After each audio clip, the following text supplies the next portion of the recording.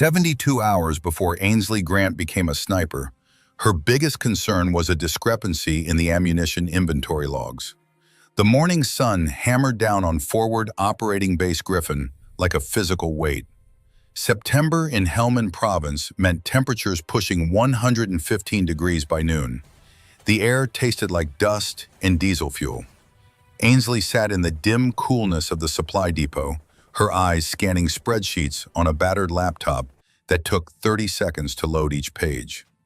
7,200 rounds of 5.56 millimeter NATO ammunition, cataloged, verified, and ready for distribution. The M240B machine gun belts were organized by lot number. The 50 caliber BMG rounds sat in their specialized containers, each one accounted for down to the last cartridge. Everything in its place, everything documented with obsessive precision. This was what Ainsley understood: order, systems, predictability. She was 24 years old, originally from Butte, Montana, where her father had worked in the copper mines until a cave-in crushed 3 vertebrae in his lower back. Her mother taught elementary school and stretched every dollar until it screamed. When Ainsley graduated high school, college wasn't even discussed. The family needed money, not more debt. The Army recruited heavily in towns like Butte. Good pay, benefits, job training, and a chance to see something beyond the same gray mountains she'd stared at her entire life. Ainsley signed the papers 2 weeks after her 18th birthday. Basic training nearly broke her. The drill sergeant had screamed until veins bulged in his neck. She'd run until her legs felt like rubber bands. She'd crawled through mud under barbed wire while instructors fired blank rounds over her head. 3 recruits in her platoon quit in the first week. Ainsley had wanted to quit every single day, but quitting meant going home with nothing. Quitting meant her father had sacrificed his back for nothing.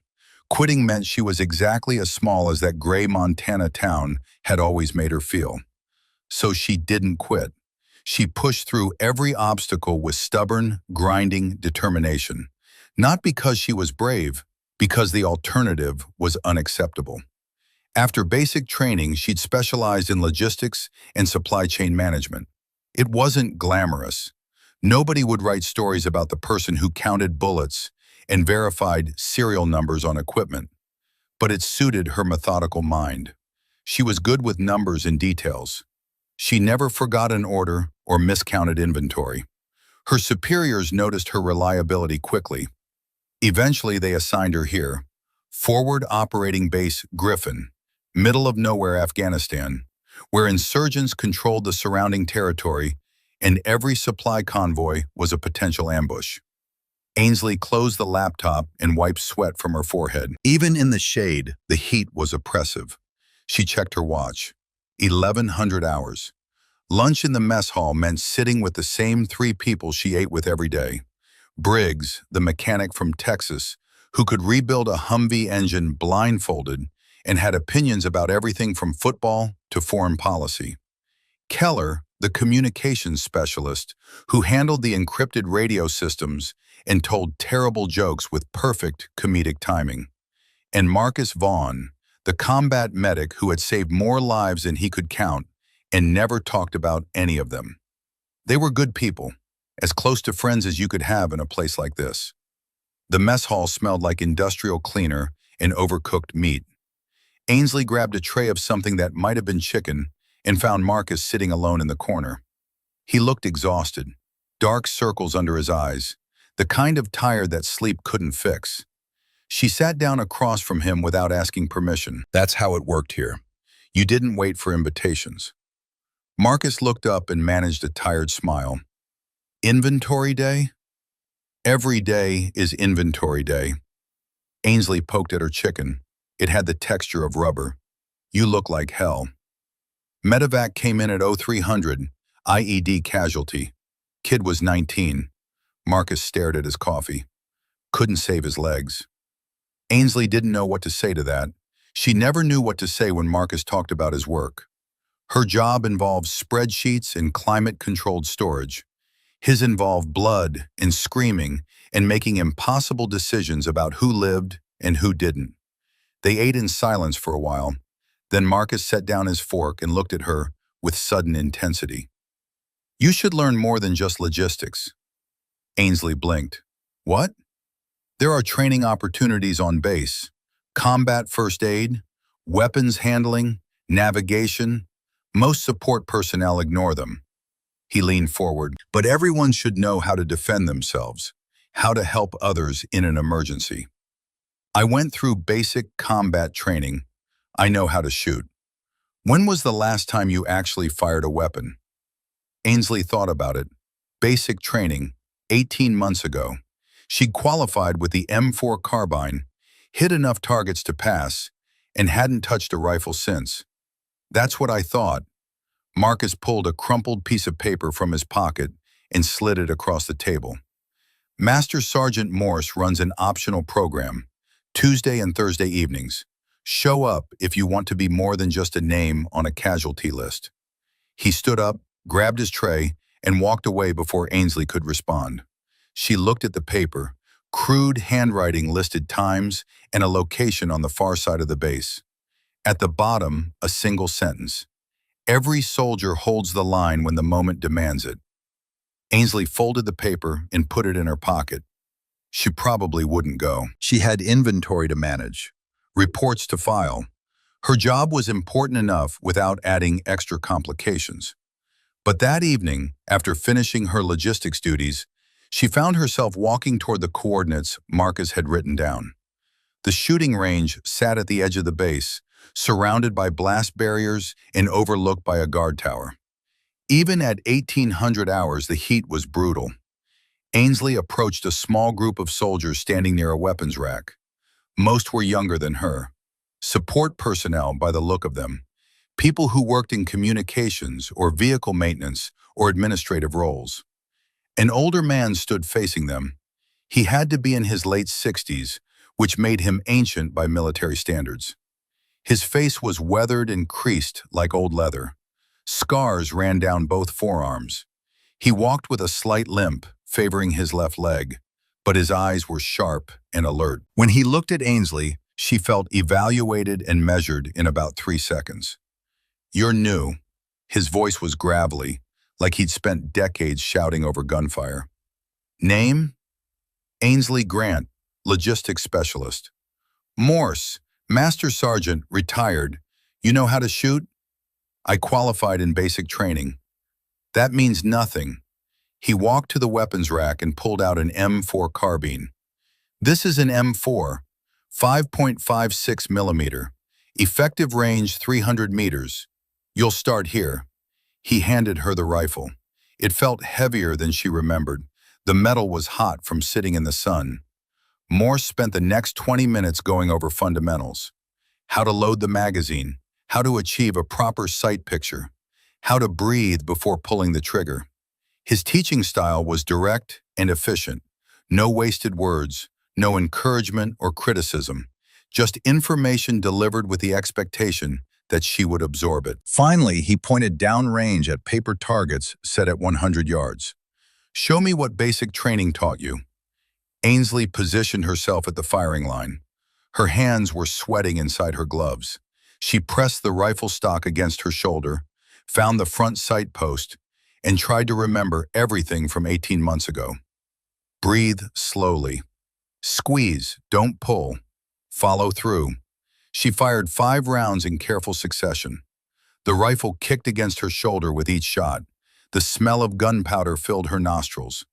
When she lowered the weapon, Morse walked down range without comment. He examined her target, then turned back toward her. His expression was unreadable. He returned and took the rifle from her hands. "Look at your grouping." Ainsley squinted at the target. Her 5 shots had punched through the paper in a cluster about the size of her fist, all of them within a few inches of the center. "Most beginners scatter rounds everywhere," Morse said quietly. "Their hands shake. They flinch. They pull the trigger instead of squeezing it." He looked at her with those sharp eyes. "You did none of those things. Your grouping is tight. Your shots are controlled." He paused, and something shifted in his expression. Not quite approval, but recognition. You have natural talent. Most people don't. That means you should develop it. Over the following weeks, Ainsley showed up every Tuesday and Thursday evening. The training became a rhythm she looked forward to. Her logistics work was important, but it was also monotonous. The same spreadsheets, the same inventory counts, the same reports filed in the same format. The shooting range was different. There was immediate feedback. Either the bullet went where she intended or it didn't. No ambiguity, no paperwork, just physics and skill and concentration. Morse taught with quiet intensity. He explained the science behind marksmanship, how wind affected bullet trajectory, how temperature changed powder burn rates, how breathing at the wrong moment could shift point of impact by several inches. By the third week, he introduced her to different weapons systems. The M240B machine gun, the M249 squad automatic weapon. Each one had different characteristics, different recoil patterns, different effective ranges. Then in the sixth week, he brought out something different. The M110 semi-automatic sniper system sat on the bench like a piece of precision machinery, which is exactly what it was. Longer than the M4, heavier, a powerful scope mounted on top. This wasn't a rifle for spraying bullets at close targets. This was for surgical precision at extreme distances. Morse handled it with reverence. 7.62 millimeter NATO, effective range 800 meters, semi-automatic so you can put rounds downrange faster than bolt-action systems. He looked at her. But it requires perfect trigger discipline. Any flinch gets magnified through the scope. He set up targets at 300 yards, tiny dots in the distance. Ainsley settled behind the rifle. The scope brought the world into sharp focus. She could see individual staple holes in the paper target. Through the magnified view, 300 yards felt like 50. Morse's voice was calm beside her. Breathe slowly. Let half the breath out. Hold. Squeeze. The rifle bucked harder than the M4. The boom was louder, deeper. Through the scope, Ainsley watched the bullet punch through the paper just left of center. Wind, Morse said. You didn't account for the crosswind. Try again. She made the adjustment. The second shot hit dead center. By the end of the session, she'd put 9 out of 10 rounds within a 6-inch circle at 300 yards. Her shoulder ached from the recoil. Her eyes were tired from staring through the scope, but something inside her felt settled and calm in a way it rarely did. Morse was quiet as they cleaned the weapons. Finally, he spoke without looking at her. You could do this professionally. Sniper school, precision marksman courses. He paused. You have the temperament for it. Patience, no ego, ability to stay still and wait. Ainsley laughed, uncomfortable with the suggestion. I'm happy with logistics. I don't need to be a hero. It's not about being a hero. Morse's voice was sharp. It's about using the abilities you have. Not everyone can do what you're doing right now. Most people can't. He turned to look at her directly. I've been teaching marksmanship for 25 years, trained hundreds of soldiers. You're in the top 5% of natural shooters I've ever seen. Ainsley didn't know how to respond to that. She mumbled something about just being lucky and helped finish cleaning the weapons in silence. But Morse's words stayed with her. She thought about them during her inventory duties. She thought about them lying in her bunk at night, listening to the desert wind howl outside. Could she really do more than count bullets? The question felt dangerous, like opening a door she might not be able to close. September turned toward October. The training sessions continued. Ainsley's skills improved steadily. Morse started teaching her advanced concepts, how to calculate bullet drop at extreme ranges, how to read mirage through the scope to estimate wind, how the Coriolis effect from Earth rotation could shift bullets at distances beyond 1,000 yards. One evening, after a particularly good session, Morse invited her to sit on the tailgate of his truck. He produced 2 bottles of water from a cooler and handed her one. They sat in silence, watching the sun set over the desert. The sky turned orange and purple.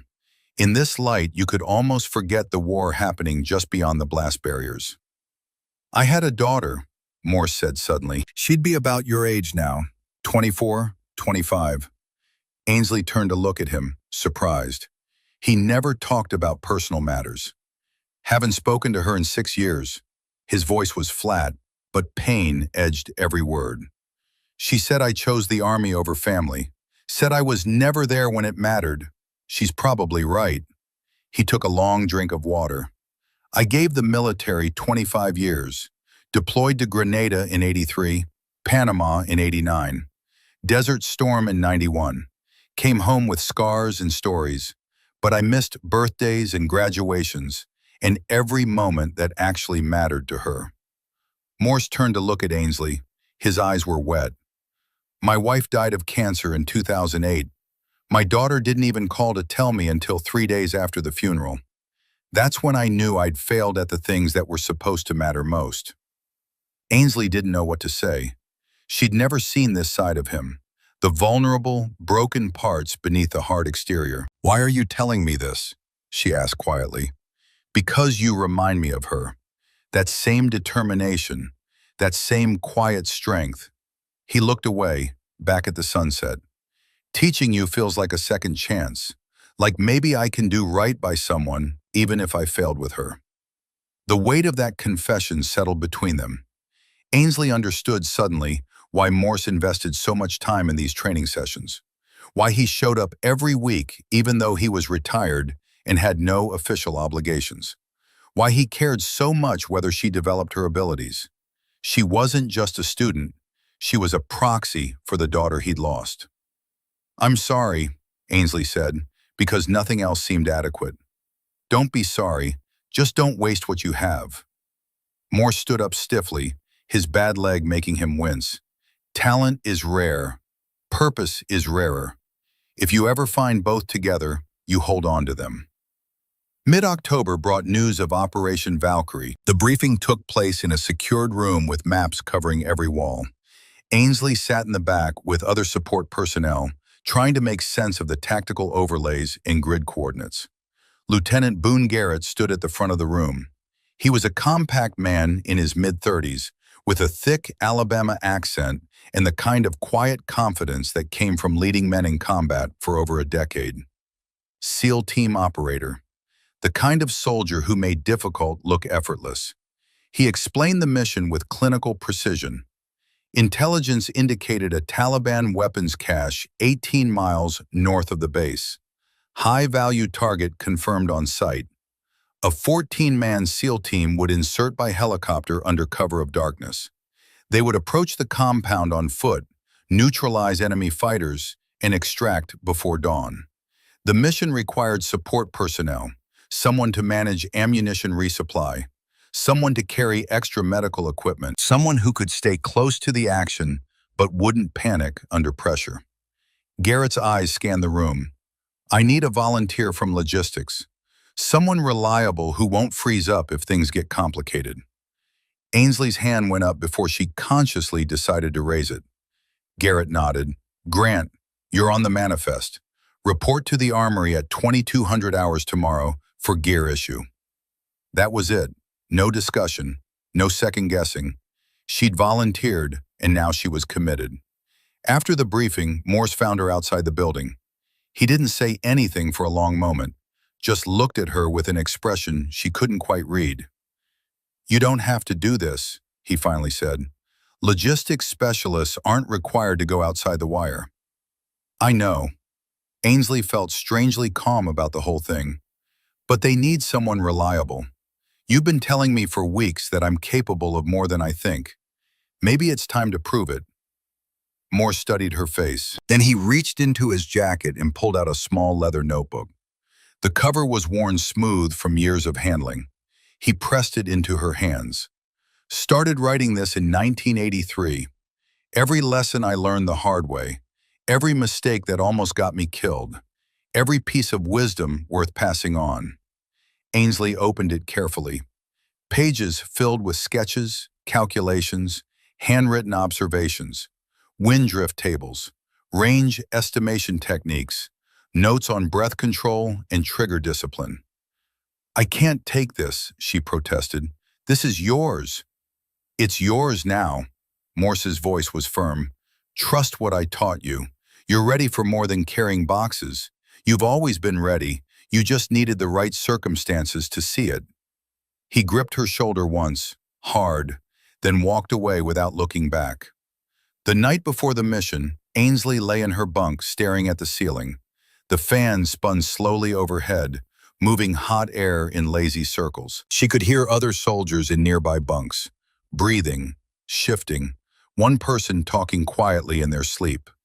She thought about her parents back in Montana, her father with his ruined back, sitting in the living room watching television because standing hurt too much.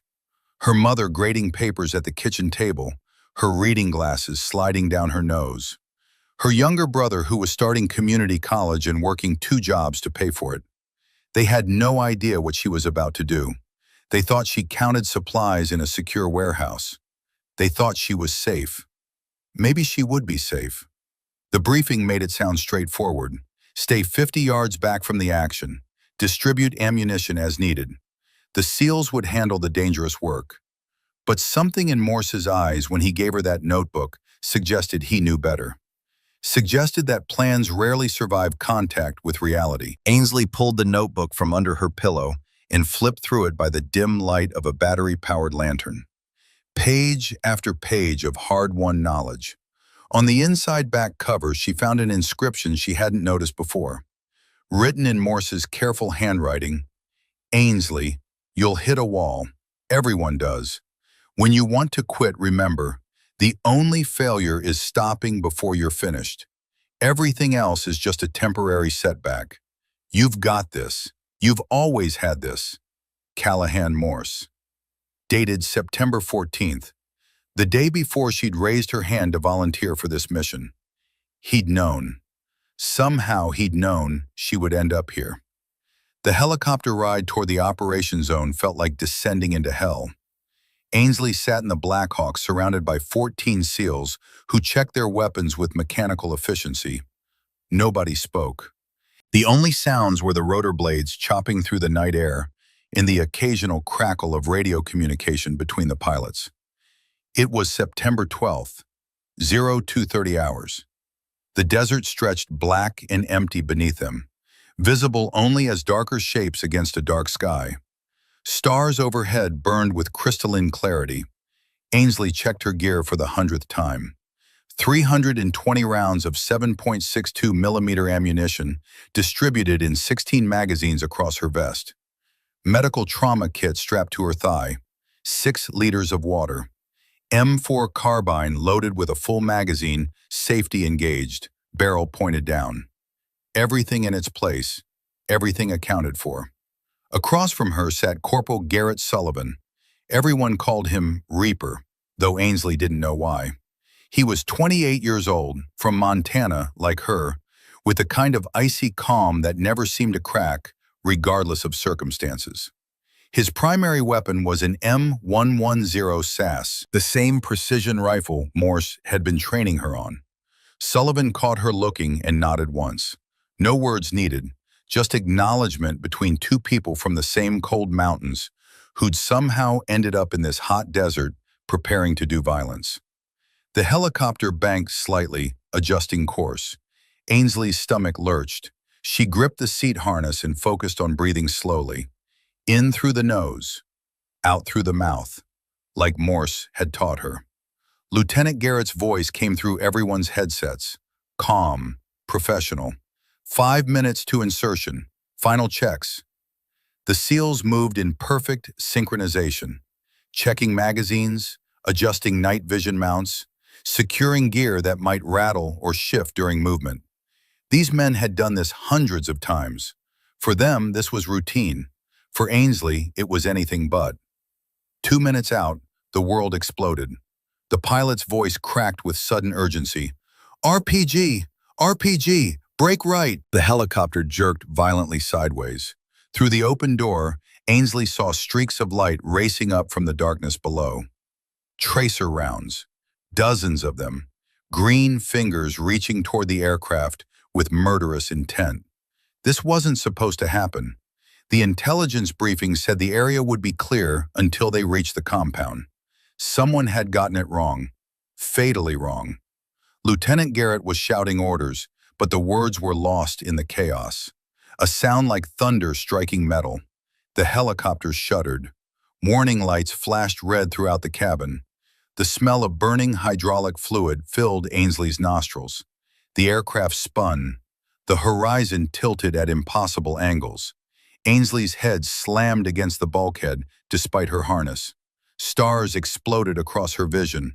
Her ears filled with a high-pitched ringing that drowned out everything else. The ground rushed up to meet them. The pilot was fighting for control, pulling every trick he knew to keep them airborne. The Black Hawk leveled at the last possible second, but the landing was brutal beyond anything Ainsley had imagined.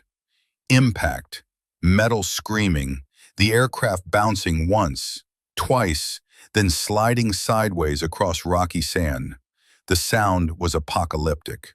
Rotor blades disintegrating, structural supports bending, a dust cloud engulfing everything. Then, stillness. Terrible, ringing stillness. Ainsley's hands moved on autopilot. Unbuckle harness, grab rifle, check for injuries. Her head throbbed, blood trickled from somewhere on her scalp, but she could move, she could think. The SEALs were already in motion, pouring out of the damaged helicopter into the night. Lieutenant Garrett was dragging the unconscious pilot from his seat. The co-pilot was bleeding from a head wound, but conscious enough to stumble. Bullets began snapping through the air, the distinctive crack of rounds passing close. Enemy fighters had seen the crash. They were moving in. Ainsley stumbled out of the helicopter on legs that didn't feel entirely connected to her body. The desert stretched in all directions under a sky full of cold stars. Muzzle flashes sparked in the darkness about 180 yards west. She could hear shouting in a language she didn't understand. The SEALs established a defensive perimeter with practiced speed. Lieutenant Garrett was everywhere at once, positioning men, directing fire, assessing the situation. One SEAL named Griffin had the M240B machine gun up and running, pouring suppressive fire toward the enemy positions. Sullivan scrambled up onto a rocky outcropping 30 feet away. He set up his M110 SAS with quick, efficient movements.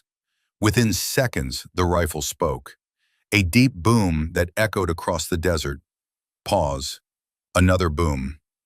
Through the darkness, insurgents began dropping at distances Ainsley could barely see. She dropped to the sand beside a SEAL and opened her supply pack. This was her job: distribute ammunition, keep the fighters supplied. She crawled from position to position, delivering fresh magazines and collecting empties. Bullets kicked up sand around her. One round passed so close she felt the displacement of air against her cheek. But she kept moving, because this was what she'd trained for. This was why she'd volunteered. Do the job. Don't think. Just do the job.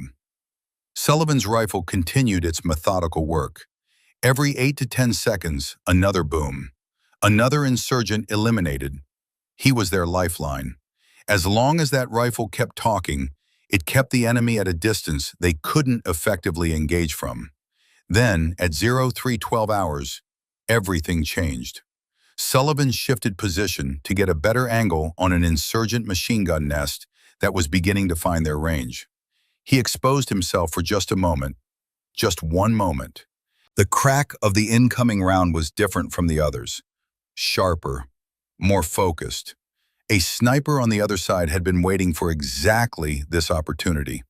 The bullet found the gap between Sullivan's shoulder and his body armor plate. The impact spun him around and slammed him against the rocks. His M110 SAS clattered away across the stone. Blood began spreading dark across his uniform. Marcus was moving before Sullivan hit the ground. The combat medic covered 30 feet in seconds, medical kit already in his hands. He reached Sullivan and immediately went to work. Pressure on the wound, packing it with quick clot gauze, starting an IV line with one hand while maintaining pressure with the other. Sullivan was conscious, but in shock. Ainsley could hear him from her position. Can't shoot. Rifle. Lieutenant Garrett's voice cut through the radio traffic, urgent but controlled.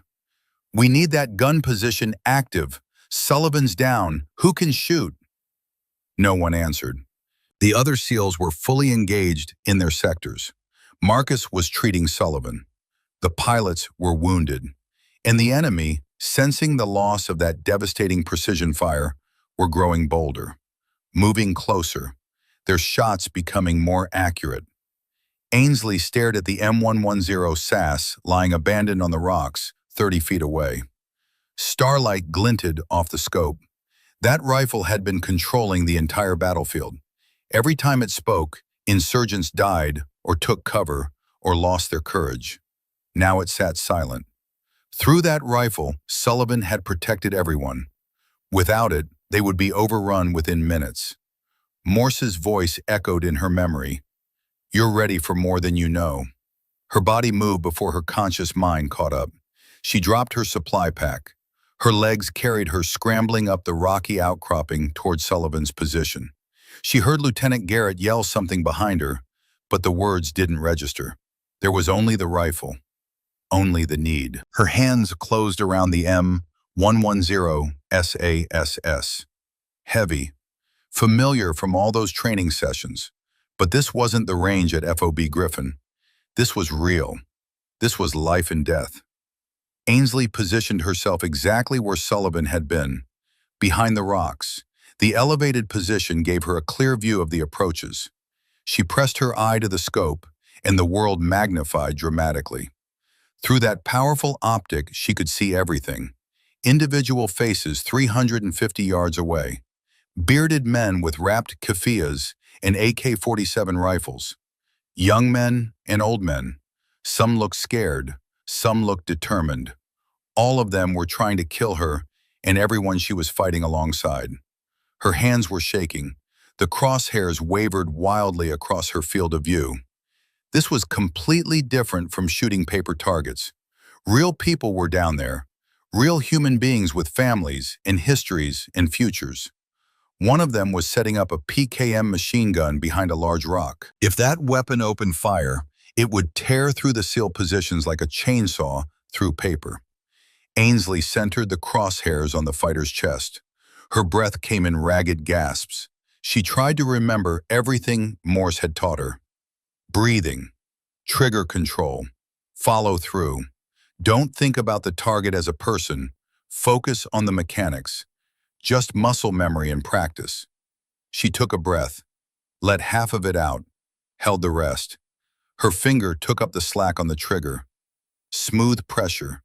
Steady, steady. The rifle bucked hard against her shoulder. The boom echoed across the desert. Through the scope, she watched the insurgent drop. The PKM machine gun fell silent before it ever fired a shot. She had just killed a human being. Ainsley waited for horror, for guilt, for some overwhelming emotional reaction. But there was only a strange numbness and the immediate urgent need to find the next target. Because people were depending on her. Because this was the moment. Because she was holding the line. Her hands worked the bolt action, chambering a fresh round. The spent brass casing ejected and clinked against the rocks. She scanned for another threat. A fighter was running between positions, exposed. She led him slightly to account for his movement. Fired. He went down hard. The rifle became an extension of her body. Load, aim, breathe, fire. Each shot was a separate task requiring total concentration. She stopped thinking about the bigger picture. There was only the scope view and the trigger. Below her position, she heard Lieutenant Garrett on the radio. Surprise in his voice, but also approval. Grant's on the gun. Someone got Grant on the gun. She didn't correct him. It didn't matter. All that mattered was the next shot. The enemy fighters began taking casualties from the elevated sniper position and realized the American sniper was active again. They became more cautious, staying behind cover, limiting exposure. This was exactly what the SEALs needed. Breathing room, a chance to reorganize. Ainsley shifted her focus to high-value targets. An enemy commander directing fighters from behind a disabled vehicle. Range, approximately 520 yards. Wind, negligible. She adjusted her aim point slightly high to account for bullet drop. Held her breath. Fired. The commander dropped. The fighters around him scattered in confusion. Without clear leadership, their attack became disorganized. Some retreated. Others continued forward, but without coordination. Minutes blurred together. Ainsley lost count of her shots. The rifle grew hot from repeated fire. Sweat dripped into her eyes, making it hard to see through the scope. Her shoulder ached from the recoil. But she kept shooting because stopping meant dying. A bullet struck the rock inches from her head. Stone fragments sprayed across her face. She felt sharp stings as something cut her cheek. Blood ran down her neck, soaking into her collar. She shifted positions slightly and kept firing. The wound didn't matter. Nothing mattered except maintaining this position.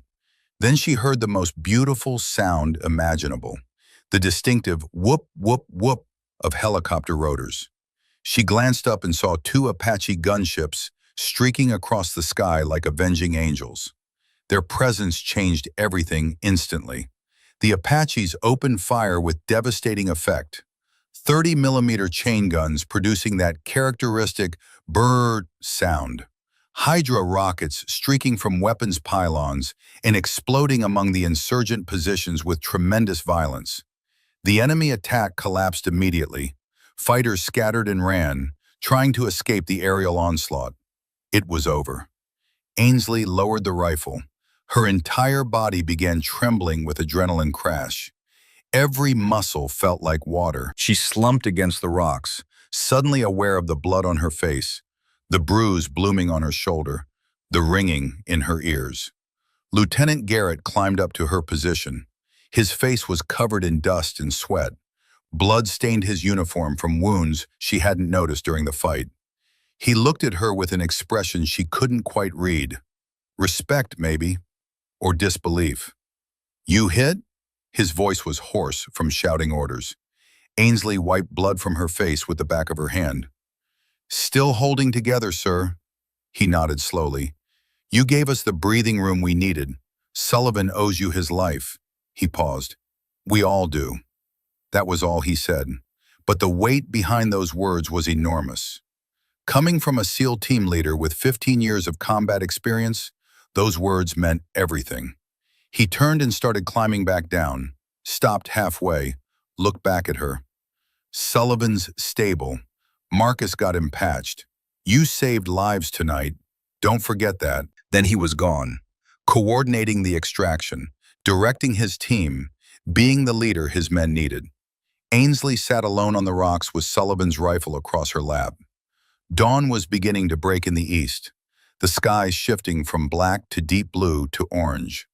Beautiful and terrible at the same time. She had killed people tonight, at least 8 that she could confirm, maybe more. The faces were already starting to blur together in her memory.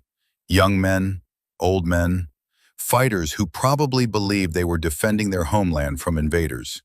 She waited for the guilt to hit, the horror, the moral crisis that should come from taking human lives. But all she felt was exhausted numbness. And underneath that, something else. Something she didn't want to examine too closely. Satisfaction. The knowledge that she'd performed under extreme pressure, that her shots had been clean and precise, that she'd done exactly what needed doing. Was that wrong? Was she supposed to feel worse about it? The extraction helicopters came in loud and fast. Medevac birds with red crosses painted on their sides. A security team established a perimeter while medics rushed to the wounded. Sullivan went first. They had him on a stretcher, IV bags hanging from poles. Marcus walking alongside, still giving instructions despite his own injury. The SEAL sniper's face was pale from blood loss, but he was conscious. As they carried him past Ainsley's position, he turned his head and caught her eye. He didn't say anything, just nodded once. Acknowledgement between two snipers. recognition of what she'd done. Then Marcus. The combat medic argued with the other medics the entire time, insisting he could walk, that his leg wound was minor, that others needed treatment first. They ignored him and loaded him onto the second bird anyway. Ainsley climbed down from the rocks on shaky legs. Her body felt like it belonged to someone else. She moved through a haze of exhaustion and shock, gathered her scattered gear, picked up her supply pack, counted magazines without thinking about it. 12 empty, 4 still full. Marcus appeared beside her before boarding the helicopter. He took Sullivan's rifle from her hands, gently, reverently. Sullivan's gonna want to thank you himself when he's out of surgery. Marcus's face was gray with pain, but his eyes were clear. You pulled our asses out of the fire, Grant. Don't let anybody tell you different. He limped toward the helicopter, turned back once more. Also, you might want to see the doc about that concussion. You've got a serious head wound bleeding all over the place. Ainsley touched her scalp. Her hand came away crimson. She hadn't even noticed. Funny how pain became irrelevant when you were fighting for survival. The flight back to FOB Griffin took 20 minutes. Ainsley sat in the helicopter staring out the open door. The battlefield receded below, bodies scattered across the sand, smoke rising from destroyed vehicles, brass casings glinting in the early sunlight, evidence of violence that would be covered by desert sand within days. She thought about the faces she'd seen through the scope, wondered if they had families, children, people who would grieve them. Then she pushed those thoughts away because that path led to madness, to paralysis, to an inability to function. Morse had warned her about this. The weight you carry, the faces you see in the dark, the price of doing what needed doing. She hadn't understood then, but she was beginning to understand now. Back at FOB Griffin, everything happened in a blur. Medical processing, a doctor shining lights in her eyes and asking questions about the date and her name and how many fingers he was holding up. 8 stitches in her cheek, 12 more in her scalp, anti-nausea medication for the concussion, orders for 48 hours rest. Ainsley nodded and agreed to everything. Then she went to her bunk and lay down fully clothed and stared at the ceiling while her mind replayed every shot in photographic detail. Face number 1, young man with a wispy beard, maybe 20 years old, setting up the PKM, dropped by her first shot, center mass, clean kill. Face number 2, runner between positions, mid-30s, scarred face visible even at 300 yards, led him perfectly, dropped him mid-stride. Face number 3, the commander, gray in his beard, authority in his posture, eliminated and the entire attack collapsed. How many more? She'd lost count after 7 or 8, but each face was burned into her memory with perfect clarity. Young and old, scared and determined, all dead by her hand. Sleep wouldn't come, not even close. Her body was exhausted, but her mind raced like an engine stuck in high gear. Every time she closed her eyes, she saw the scope view. Crosshairs settling on human targets, the kick of recoil, the knowledge that another person had stopped existing because of her actions. At 0400, she gave up trying to sleep, walked to the shower facility in the pre-dawn darkness. The water ran scalding hot.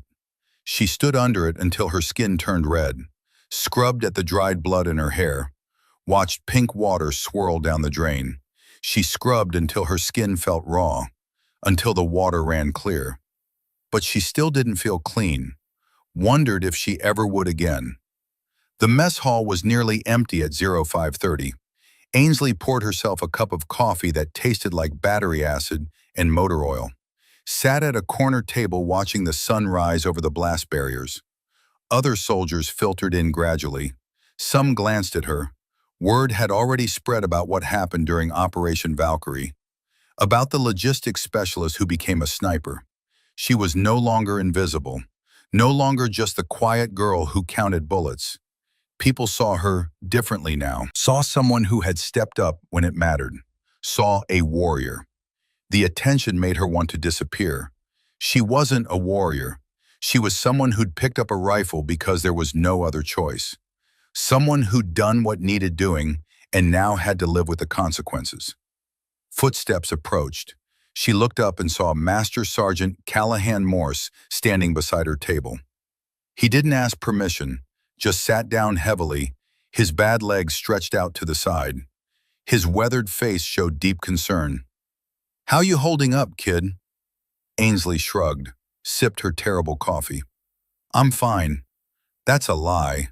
Morse's voice was gentle but firm. "Nobody's fine after their first combat, not ever."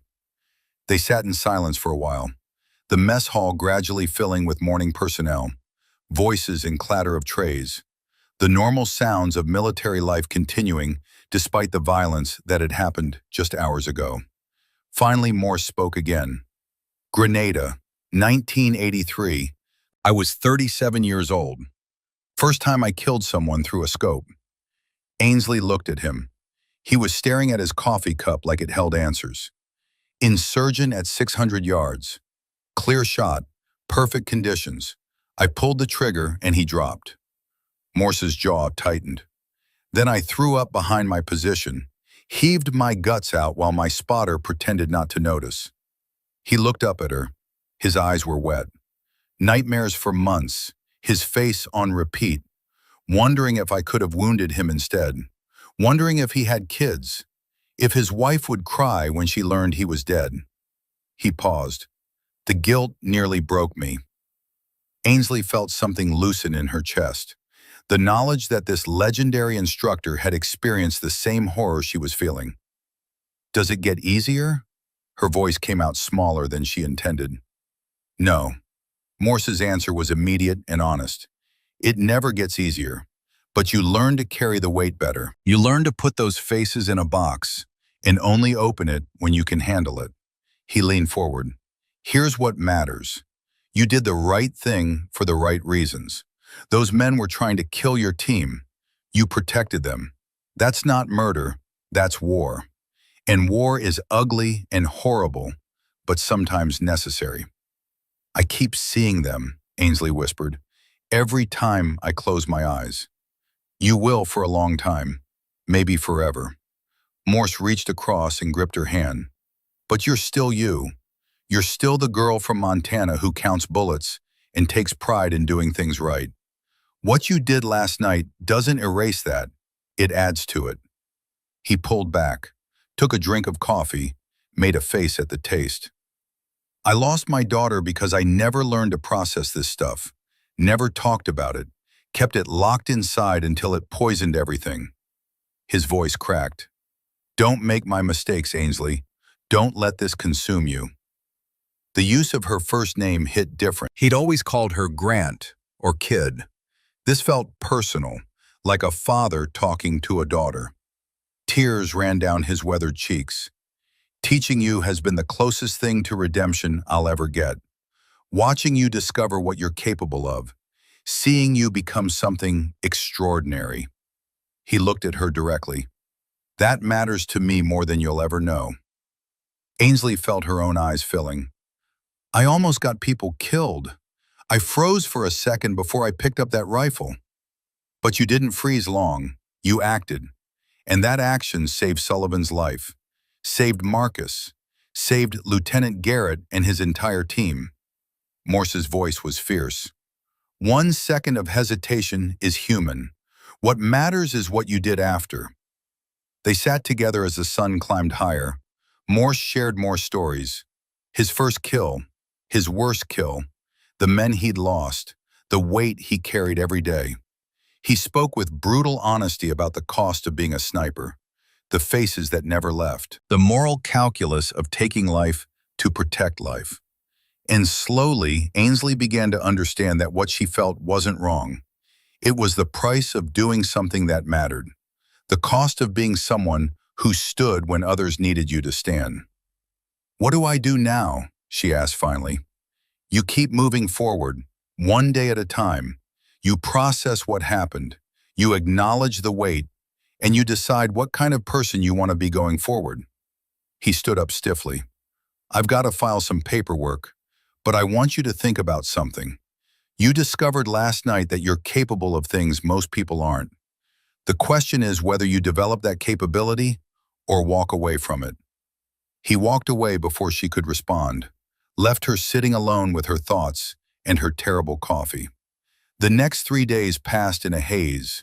Ainsley tried returning to her logistics duties, sat in the supply depot staring at spreadsheets.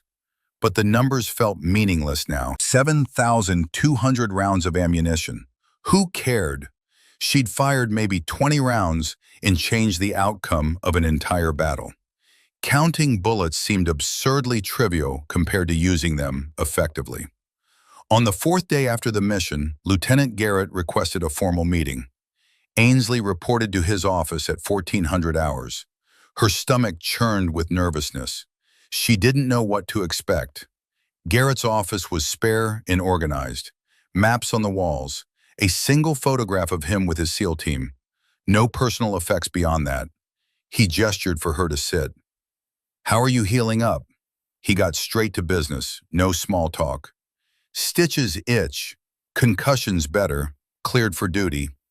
He nodded, shuffled some papers on his desk, then looked at her directly. "I'm recommending you for the Bronze Star with Valor device. Your actions during Operation Valkyrie saved multiple lives. Without someone manning that sniper position after Sullivan went down, we'd have been overrun." Ainsley opened her mouth to protest, but he held up a hand. "I've written hundreds of award citations. I know what merits recognition. What you did was exceptional. Period." He leaned back. "But that's not why I called you here." He picked up a folder. "I've been reviewing your training records, your performance scores, your evaluations from Master Sergeant Morse." He looked at her. "You have natural talent as a marksman, significant talent, the kind that shouldn't be wasted counting supplies." Here it comes, Ainsley thought. The offer, the choice. "Have you ever considered transferring to a combat specialty? Sniper school? Precision marksman courses?" "I've thought about it." Ainsley kept her voice neutral. "But I like logistics. It's important work. I'm good at it." "You're adequate at logistics. You're exceptional at shooting." Garrett's voice was firm. "Combat doesn't care about your job title. When the situation demands action, you either step up or people die. You stepped up. That shows character, shows courage." He set down the folder. "I'll support whatever decision you make. If you want to stay in logistics, that's your right. But I want you to really think about this. Not knee-jerk fear, actual consideration of what you're capable of." Ainsley felt the weight of the decision settling on her shoulders. Stay safe, count bullets, live a predictable life, or embrace something terrifying and purposeful that might break her. "How much time do I have to decide?" "1 week. After that, I need an answer." He stood, indicating the meeting was over. "Talk to people you trust. Think it through. Then make the choice you can live with." She left his office more confused than when she'd entered. Walked across the base in a daze. Her feet carried her to the supply depot out of habit. She sat at her desk and stared at the inventory spreadsheets. 3 hours later, she'd accomplished nothing. The numbers blurred together. Her mind kept circling back to the same questions. Could she go back to this after experiencing what she'd experienced? Could she sit safely in a warehouse, knowing she had capabilities that could save lives in the field? Would the boredom kill her? Would the guilt of not developing her talent eat her alive? That evening, she found Marcus at the medical facility. He was treating a soldier with a sprained ankle when she arrived. After finishing, he waved her into his small office. They sat surrounded by medical supplies and anatomy posters. Marcus looked tired but healthier. His leg wound was healing, though he still moved with a slight limp. "What's on your mind, Grant?" She explained everything. Garrett's offer, the choice between safety and purpose, the fear of becoming someone who killed easily, the fear of wasting her talent. Marcus listened without interrupting. When she finished, he was quiet for a long moment. "I joined as a regular medic," he said finally. "No combat aspirations. Just wanted to help people. Then my first deployment, we got hit hard. Mass casualty event. I found myself treating wounds under fire. Bullets everywhere, people screaming, total chaos. He looked at his hands. And I was good at it, staying calm when everything went to hell, making triage decisions in seconds. I saved 11 people that day, lost 3. What did you do after? Ainsley asked quietly. Trained as a combat medic, never looked back. He met her eyes. Because I discovered something about myself. I'm not just good under pressure. I'm necessary. My skills save lives. How could I walk away from that? He leaned forward. The question isn't whether you can do the job. You proved that already. The question is whether you want to. Only you can answer that. Ainsley left the medical facility and walked the perimeter of the base. Watched the sun set over the desert. Called home on the satellite phone. Her mother answered on the 3rd ring. Honey, are you okay? You sound tired. I'm fine, Mom. Just been busy. Ainsley couldn't tell her about the mission, about the kills, about any of it. How's Dad? Same as always. Back still bothers him. He's watching TV right now. Want to talk to him? No, that's okay. Just wanted to hear your voice. They talked about nothing for 20 minutes. Her brother's community college classes, the weather back in Montana, neighbors' gossip, normal life continuing in a world that felt impossibly far away. After hanging up, Ainsley felt crushing isolation.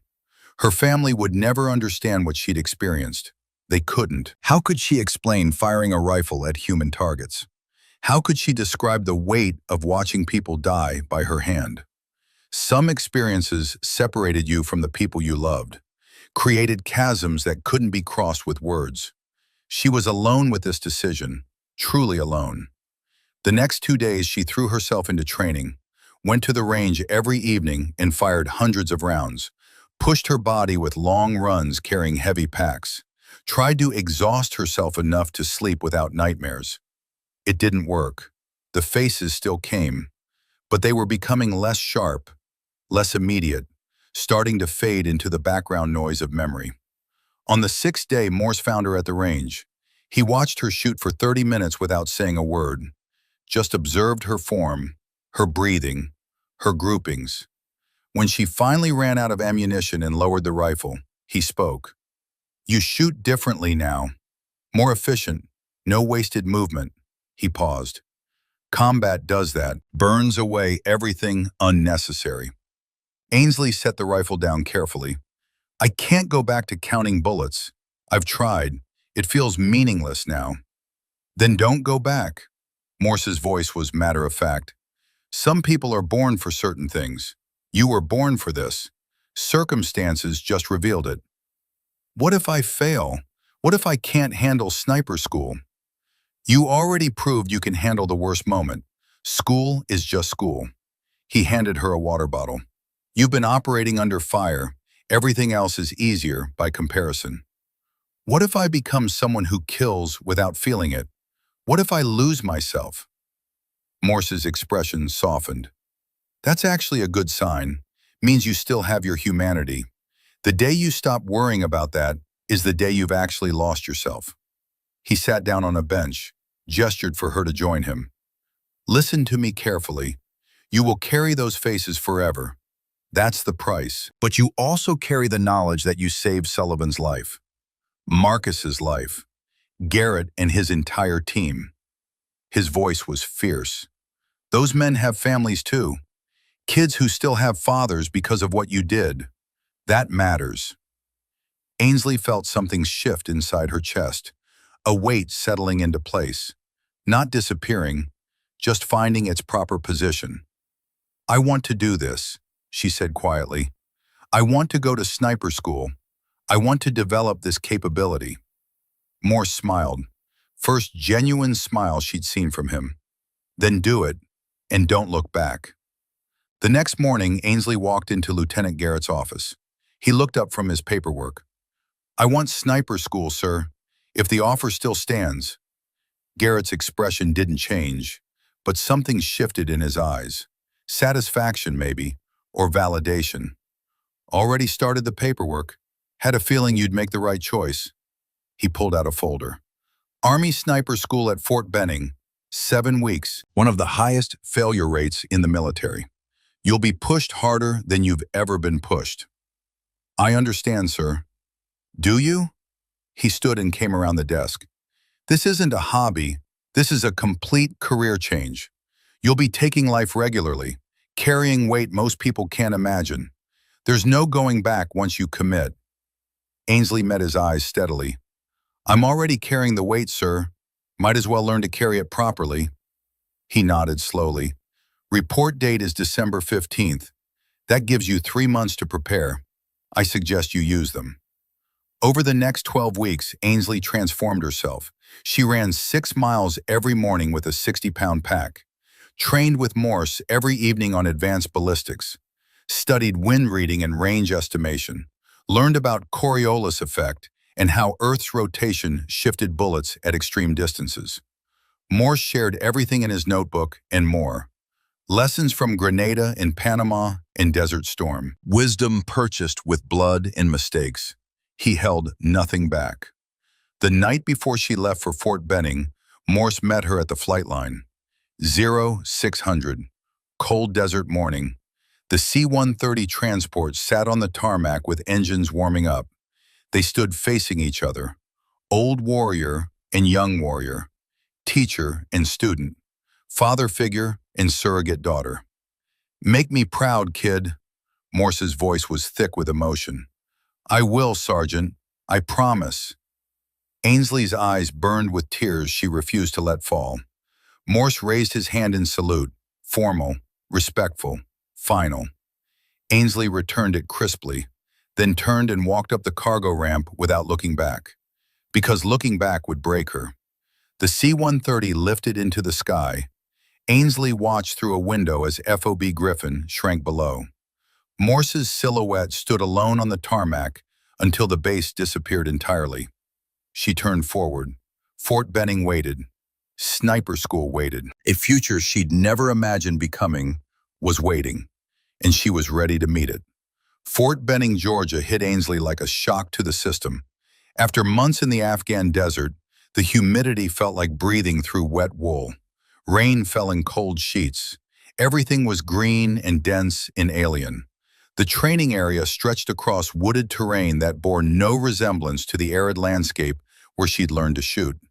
She reported on December 16, 2012, carrying a single duffel bag and Morse's leather notebook.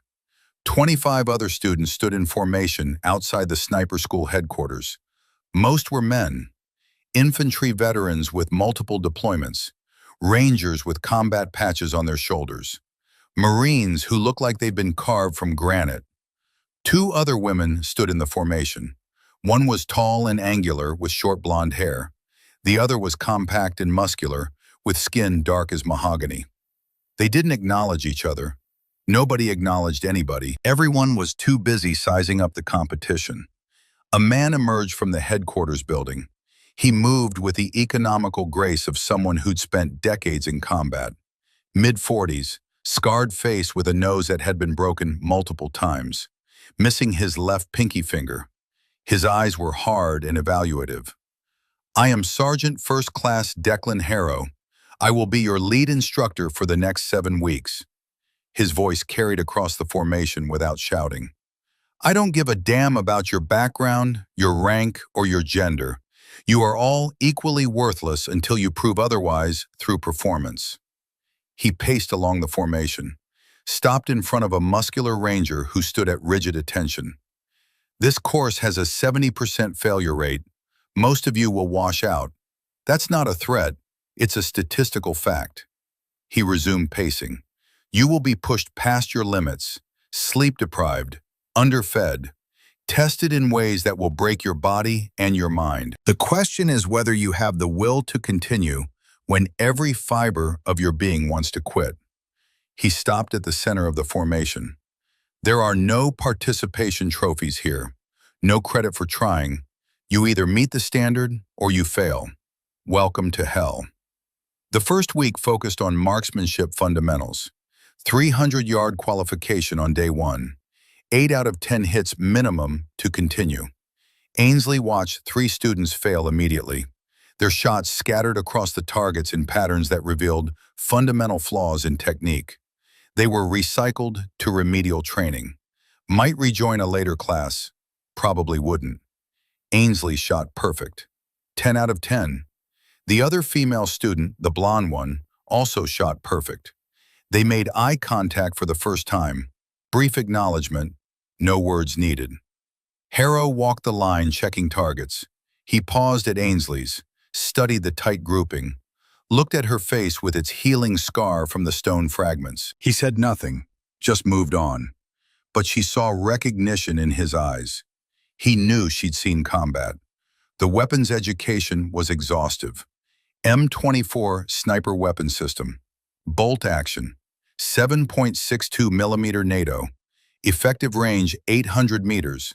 They stripped it down and reassembled it blindfolded, learned every component, every failure point, how to clear malfunctions in the dark.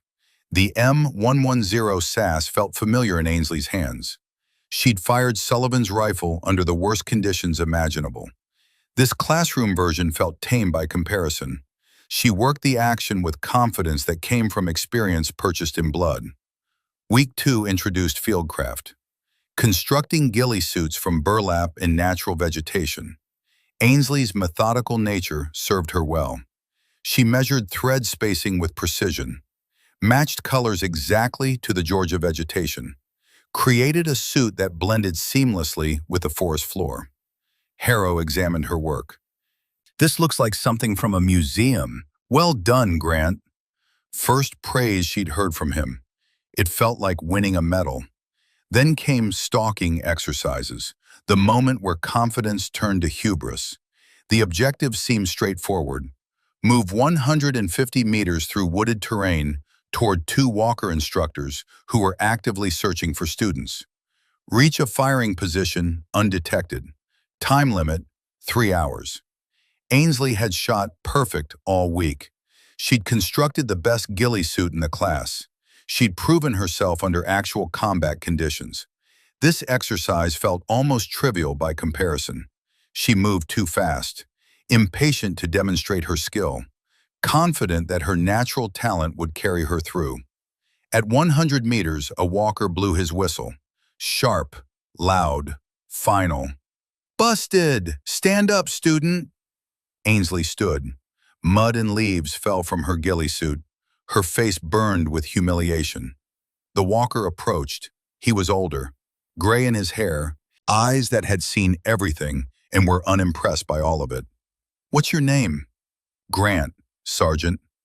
"Well, Grant, you just got yourself and your entire team killed. Your impatience, your overconfidence, your failure to respect the fundamentals." He pointed back toward the start line. "Walk back and think about what you did wrong." The walk of shame took forever. Other students watched from concealment. She felt their eyes tracking her, felt their judgment. The combat veteran who couldn't handle a basic stalking exercise. Harrow waited at the start line. His expression was worse than anger. It was disappointment. "What happened out there, Grant?" "I moved too fast, Sergeant First Class. I was overconfident." "Yes, you were."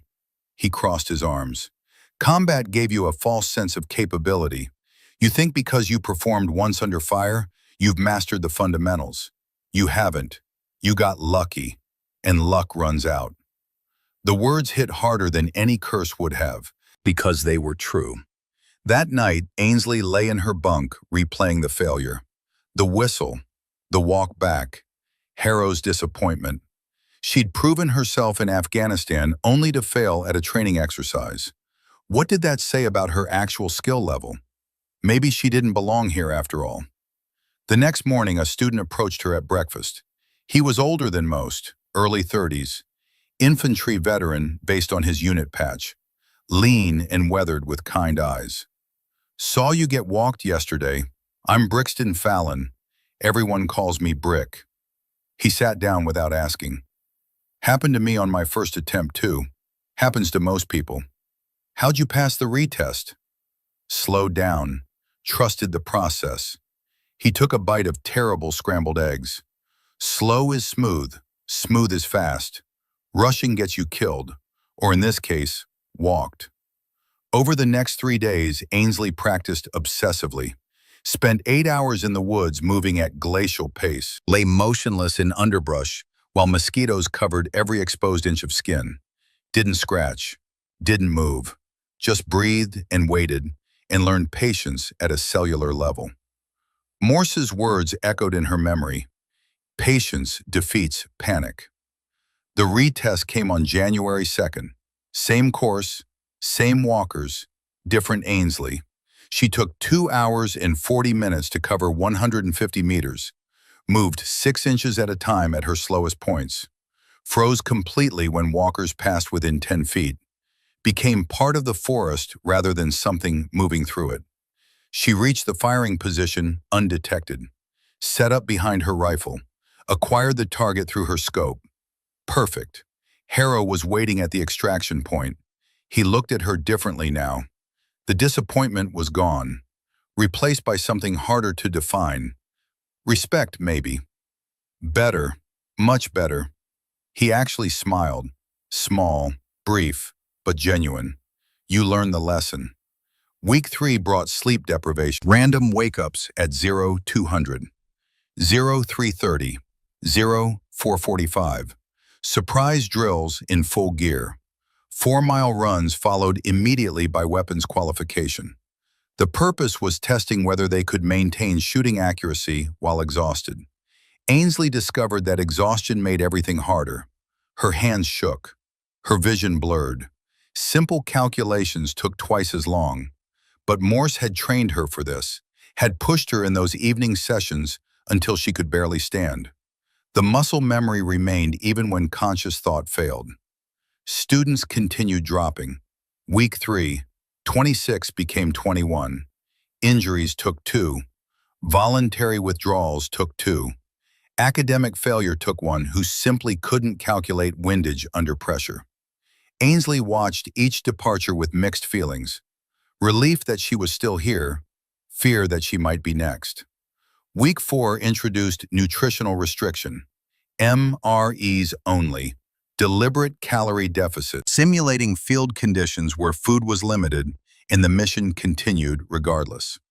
Ainsley lost 8 pounds in 2 weeks. Her uniforms hung loose, her face became gaunt, but her shooting remained precise. Week 5 brought urban operations, mock-up city terrain with 3-story buildings and narrow alleys, limited sightlines, moving vehicles, pop-up targets that appeared and disappeared in seconds. This was where Ainsley's mathematical mind excelled, calculating angles through building windows, compensating for elevation changes, reading wind patterns disrupted by urban canyons. 3rd floor window, 15-degree downward angle, 280 meters, wind negligible in the urban corridor. She made the calculations automatically, fired, perfect hit. Harrow watched from behind. Your mind works fast, good instincts for geometry. Then came the critical test, January 24th, 10 shots, 10 different urban scenarios. Must hit 8 out of 10 minimum to continue. Ainsley approached the firing line, feeling good. Confident, but not overconfident. She'd learned that lesson. Shot 1, hit, clean. Shot 2, hit. Shot 3, miss. She'd misjudged wind through a building gap. The bullet went 6 inches right. She felt panic rising, pushed it down, breathed, refocused. Shot 4, hit. Shot 5, miss. She flinched on the trigger, pulled instead of squeezed. Rookie mistake from someone who should know better. The panic grew stronger. 2 misses already, could only afford 1 more. Shot 6, miss. Complete mental blank. Forgot to compensate for elevation. The bullet struck 2 feet low. 3 misses, 7 out of 10. Failure. Ainsley lowered the rifle, feeling numb. Around her, other students were finishing their qualifications. Brick shot 9 out of 10. The blonde female student shot perfect again, but Ainsley had failed. Harrow approached. He didn't yell, didn't curse, just looked at her with that devastating disappointment. "See me after formation, Grant." The rest of the day passed in a fog. Classes on range estimation, practical exercises on wind reading. Ainsley went through the motions, but her mind was elsewhere. Replaying those 3 missed shots, analyzing what went wrong, understanding that the problem wasn't technical, it was mental. She choked under pressure. After formation, she reported to Harrow's office. He sat behind a desk covered in paperwork and range cards, gestured for her to sit. "You want to tell me what happened out there?" "I choked, Sergeant First Class, lost focus, made mistakes I shouldn't make." "Why?" His eyes were sharp, probing. "You've performed under actual combat conditions. You've killed enemy fighters while bullets were flying at you. Why did a simple qualification break you?" Ainsley didn't have an answer. Or rather, she had one, but didn't want to admit it. "I don't know, Sergeant First Class." "Yes, you do." He leaned forward. "You're exhausted, sleep-deprived, undernourished. Your body is breaking down and your mind is following. This is exactly what the course is designed to do. Find your breaking point. See if you quit or push through." He stood up. "You have one retest opportunity. Tomorrow. Same qualification. If you fail again, you're recycled. Might join the next class, might not. Up to you to decide if you have what it takes." Ainsley left his office feeling hollow, walked back to the barracks in the cold rain. Other students were studying or cleaning weapons or sleeping. She sat on her bunk and stared at the wall. She could quit, just walk away, tell them this wasn't for her, go back to logistics and count bullets and live a safe, predictable life. Nobody would blame her. Sniper school defeated better soldiers than her every single week. At 2100 hours, she pulled out Morse's notebook, flipped through pages of wisdom accumulated over 25 years. Wind drift calculations, range estimation techniques, notes on breath control. On the inside back cover, she found the inscription she'd read a dozen times. But tonight, the words hit different. "Ainsley, you'll hit a wall. Everyone does. When you want to quit, remember, the only failure is stopping before you're finished. Everything else is just a temporary setback. You've got this. You've always had this." Callahan Morse. He'd known. Before she'd even left Afghanistan, he'd known she would reach this moment, this crisis point where quitting seemed easier than continuing. And he'd left her this message, this reminder that failure was only permanent if she chose to make it so. Ainsley stood up, grabbed her rifle case, walked out into the rain toward the night range. The range safety wasn't expecting anyone, but he unlocked the facility without question. She spent 2 hours in the darkness running dry fire drills. No ammunition, just mechanics, breathing, trigger press, follow through, over and over until the movements felt automatic again, until her mind quieted and her body remembered what it knew. At 01:30, she returned to the barracks, slept for 3 hours, best sleep she'd had in days. The retest qualification happened at 0800. Same course, same scenarios, different Ainsley. She approached it like she'd approached that stalking retest. Slow, methodical, no rushing, no panic, just fundamentals executed with precision. Shot 1, hit. Shot 2, hit. Shot 3, hit. Compensated properly for wind this time. Shot 4, hit. Shot 5, hit. Smooth trigger press, no flinch. Shot 6, hit. Perfect elevation compensation. She continued through all 10 shots. 10 hits, perfect score. Harrow examined her target, looked at her face, nodded once.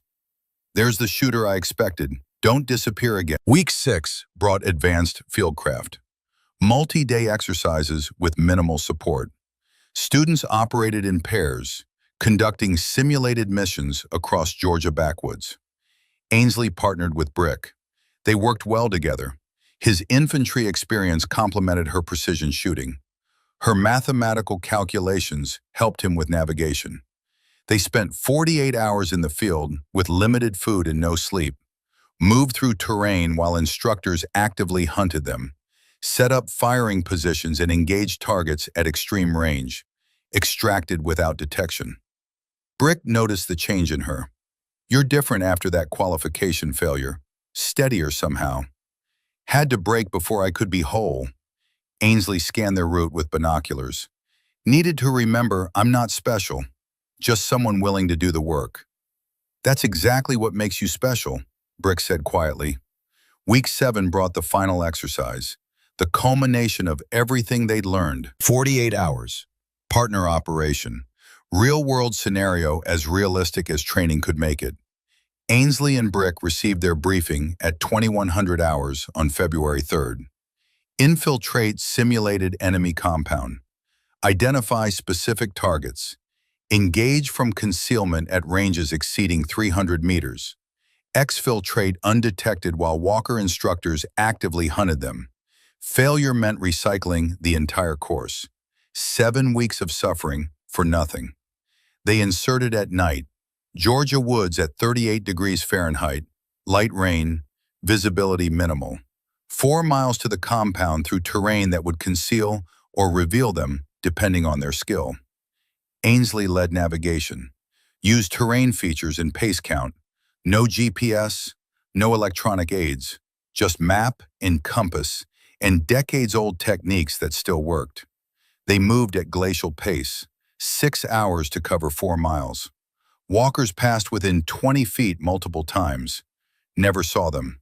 At 0300 on February 4th, they reached their overwatch position. 380 meters from the compound. Good concealment, multiple routes for exfiltration. They settled into their hide site and waited. 11.5 hours motionless. Rain continued. Temperature dropped to 35 degrees. Ainsley's body went numb from cold and immobility. Didn't matter. Patience defeats panic. Brick struggled more. Infantry guys were used to movement, decisive action. Waiting without purpose went against their nature, but he trusted the process, stayed still, let the discomfort exist without fighting it. At 14:30 hours, their target appeared. Role player in compound courtyard. Range confirmed at 382 meters. Wind pushing left to right at 6 miles per hour. Temperature and humidity already calculated. Ainsley made the final adjustments. Windage compensation. Elevation. Breathing slowed to almost nothing. Crosshairs settled. Finger took up trigger slack. The shot broke clean. Through the scope, she watched the simulation round strike center mass. Perfect. Brick followed 8 seconds later. Also perfect. They immediately began exfiltration. Walkers would converge on the compound within minutes. Had to move fast but remain undetected. 8 miles to extraction point via a longer, more concealed route. Ainsley and Brick moved like ghosts. Used every bit of terrain, every shadow, every fold in the ground. Walkers passed them multiple times, once within 5 feet, never saw them. They reached extraction at 2200 hours, 14 hours after insertion, completely undetected. Mission complete. The observer instructor at extraction actually smiled. That was textbook, one of the best stalking and shooting combinations I've seen in recent classes. Well done. Graduation day arrived February 8th, cold and clear. 26 students had started. 9 stood in formation to receive their sniper tabs. 65% failure rate, higher than average. This had been a particularly brutal class. Ainsley stood at attention as the commandant approached. He pinned the tab to her uniform. Small piece of cloth that represented 7 weeks of suffering, hundreds of hours of training, pushing past every limit she thought she had. Congratulations, Specialist Grant. You are now a qualified United States Army sniper. Her parents watched via video link. Her mother cried. Her father sat speechless. Her brother sent a text that made her laugh. You're officially the scariest person I know." After the ceremony, Lieutenant Garrett appeared. She hadn't known he was coming. The SEAL team leader had flown from California specifically for her graduation. "SEALs don't forget debts." He handed her a challenge coin. SEAL Trident on one side, team number on the other. "You saved Sullivan's life. Mine. Everyone's. That makes you family. Always." He offered his hand. She shook it. "Doors open if you ever want to join our world. Just say the word." "I appreciate it, sir, but I found my path." He nodded, understood, respected it. A familiar voice called from behind. "Heard someone graduated sniper school." Ainsley turned. Corporal Garrett Sullivan stood there in dress uniform, his left arm still in a sling, but standing tall. The Montana sniper who'd been hit in Operation Valkyrie, whose rifle she'd picked up. "Reaper." She hadn't known he'd come. "Took a while to track you down." He extended his good hand. "Wanted to say thank you in person. You gave me a chance to see my kids grow up. That matters more than you know." They shook hands. Two snipers, Montana-born, forged in the same fire. "You earned this." Sullivan handed her something. His M110 SAS scope ring, the one from that night, battle-scarred metal. "Carried this through 3 deployments. Figure you earned the right to carry it forward." Ainsley's throat tightened. "I can't take this." "Already got a new one," he smiled. "Besides, every time you look through a scope, you'll remember, we hold the line, all of us." He saluted once, then walked away. Garrett turned back to Ainsley. "Good hunting, Grant. Make us proud." That evening, Ainsley called Afghanistan on a satellite phone. It took 15 minutes to get connected to FOB Griffin, another 10 to locate Morse. When his gravelly voice finally came through, she felt tears burning. "Sergeant Morse." "Grant, that you, kid? Just wanted to let you know I graduated. 9 out of 26 made it. I was one of them." Silence on the line. Then his voice came back thick with emotion. "Told you so. Knew you had it." He paused. "I'm proud of you, Ainsley. Your father should be too." "I almost quit, Sergeant. Week 5. I was ready to walk away." "But you didn't. That's what matters. You chose to stay." Another pause. "Now go save some lives. That's an order." "Yes, Sergeant." "And Grant, thank you for letting me be part of this, for giving me a chance to do it right with someone." His voice cracked. Ainsley understood. She'd given him redemption, a chance to mentor someone properly, to do for her what he'd failed to do for his own daughter.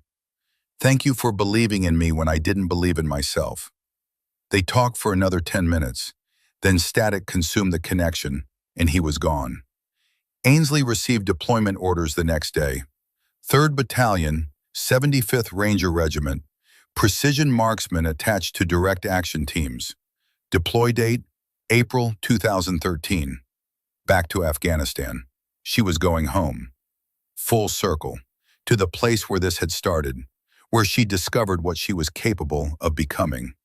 The months between graduation and deployment passed in intensive additional training, advanced urban operations, helicopter insertions, vehicle interdiction, every scenario the Rangers might encounter. Ainsley absorbed it all. She deployed in April, landed at Bagram Air Base, and immediately felt the familiar weight of the heat, the dust, the smell of diesel and cordite in war. But this time she wasn't counting bullets. She was using them. Her first mission came within a week. Overwatch position during a high-value target raid, 600 meters from the objective, protecting her team from concealment. Through the scope, she watched Rangers flow through the compound with practiced efficiency, watched for threats, waited with infinite patience. A fighter emerged on a rooftop with an RPG. She saw him before anyone else could react. Calculated range and wind automatically. Fired. He dropped. The RPG never launched. The raid continued without complications. Lieutenant Garrett's words proved true. This was her path. Protecting teammates from positions they couldn't see. making shots they couldn't make, being the guardian angel they didn't know was watching. Over the following months, Ainsley conducted dozens of missions. Each one reinforced what she'd learned: patience, precision, purpose. She carried Morse's notebook on every operation, added her own observations, her own lessons learned, began writing wisdom to pass forward someday. In October, email came from Fort Benning Personnel Office. Master Sergeant Callahan Morse had died, heart attack in his sleep. October 12th, age 68, no family to notify. Ainsley was listed as emergency contact. She sat in her bunk holding the printed email, read it 5 times, felt the grief settle like a physical weight in her chest. Morse was gone, the man who'd believed in her, who'd given her permission to be more than she thought she could be, who'd seen her as the daughter he'd lost. She requested emergency leave. Denied. Active deployment. Mission-critical personnel. Couldn't be spared. Instead, she wrote him a letter. 10 pages of everything she wanted to say. Everything he'd meant. How he'd changed her life. How she carried his lessons every single day. How she thought of him as the father figure her own injured, distant father had never been. She burned the letter in a trash can outside her bunk, watched the pages curl and blacken, sent the smoke up to wherever he was, hoped somehow he knew. She kept his notebook, carried it on every mission, the leather cover growing more worn with each deployment, a physical connection to the man who'd changed everything. In December, her unit rotation brought her back to FOB Griffin for resupply and rest. The base had changed, new faces, new buildings, but the memorial wall remained. She found Morse's name on a new brass plaque, Master Sergeant Callahan Morse, 25 years of service, Grenada, Panama, Desert Storm. She stood at attention, saluted formally, whispered words only he would hear. "I made you proud, Sergeant. I'm holding the line, just like you taught me." In January 2014, Ainsley received new orders. Assistant Instructor for Basic Marksmanship, training new soldiers, passing forward the knowledge that had been given to her. Her first class included a nervous logistics specialist from Tennessee, Private Meadow Sutton, 22 years old, uncertain, capable of more than she knew. Ainsley handed her an M4 carbine. "Let's see what you've got." Meadows' first grouping was tight, natural talent visible immediately. She looked up surprised. "I didn't know I could do that." Most people don't know what they're capable of until circumstances demand it. Ainsley smiled, remembered herself 18 months ago. "You're different, natural shooter. That's rare." Over the following weeks, Ainsley worked with Meadow, saw the same progression she'd experienced, uncertainty becoming confidence, fear becoming purpose, a logistics specialist discovering she could be more. One evening after training, Ainsley gave Meadow a small notebook. New one, leather cover. Inside, she'd written lessons from Morse's notebook and lessons from her own experience. The cover inscription read, "Patience defeats panic. Everyone holds a line when needed. AG." Meadow opened it carefully, flipped through pages filled with calculations, sketches, handwritten wisdom. Her eyes widened as she recognized what she was holding. "Sergeant Grant, I don't understand. Why me?" "Because 2 years ago someone saw potential in me I didn't see in myself." Ainsley's voice was steady. "Gave me permission to be more than I thought possible. Now I'm giving you that same permission." Meadow's eyes glistened. "What if I'm not ready?" "Nobody's ready. You just become ready by doing." Ainsley started to walk away, then stopped. "Oh, and Meadow, when you get to sniper school, and you will, remember, patience defeats panic." She left Meadow standing there, clutching the notebook with reverent care. That evening, Ainsley sat alone watching the sunset over FOB Griffin. Same desert, same mountains, same sky that had witnessed her transformation from supply sergeant to sniper. She thought about the path that had brought her here. Helicopter crash, Sullivan falling, the choice to pick up that rifle, every moment of fear and doubt and determination that had forged her into something new. She wasn't counting bullets anymore. She was making every single one count. Morse had given her permission to discover her potential. Now she was giving that same permission to others. The legacy didn't end. It continued, passed from teacher to student, generation to generation, each one carrying the weight and the wisdom forward. The sun touched the horizon, painted the sky orange and gold, beautiful and terrible at the same time. Like war, like life, like everything worth doing. Ainsley stood, stretched, felt the familiar weight of Morse's notebook in her cargo pocket, felt Sullivan's scope ring on the chain around her neck, felt the weight of the faces she carried, the lives she'd taken and the lives she'd saved, the person she'd been and the person she'd become. She had held the line when the moment demanded it, and she would continue holding it, because that's what warriors did, what guardians did, what people who refused to quit did. The desert wind picked up, carried sand and memories. Ainsley turned and walked back toward the barracks. Tomorrow would bring new challenges, new students, new opportunities to pass forward what had been given to her. But tonight, she simply carried the gratitude for a mentor who'd believed in her, for circumstances that had revealed her, for the courage to become something she never imagined. She was Ainsley Grant, former logistics specialist, combat sniper, instructor, guardian, and her war was just beginning.